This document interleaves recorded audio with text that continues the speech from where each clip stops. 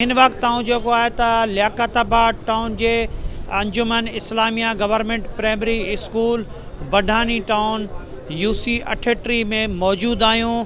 हिते पोलिंग जो अमल जारी है।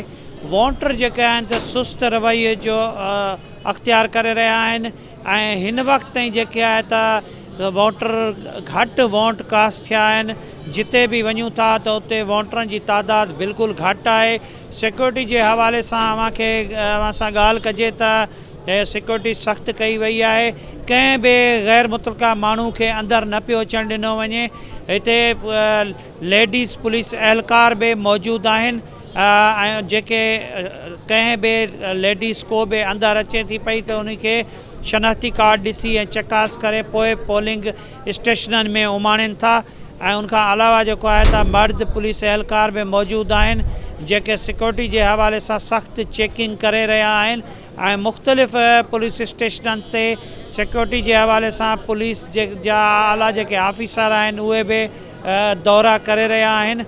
अवां खे इहो ॿुधाईंदो हलां त पोलिंग स्टेशनन में हींअर जी वक्त घट थींदो तो वने रश जो हींअर वधण शुरू थिए तो पियो।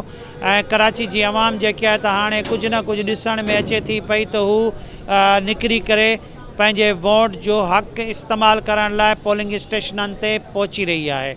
कैमरामैन अरसलान अमन सां गॾु सिकंदर भुट्टो, सिंध TV न्यूज़, कराची।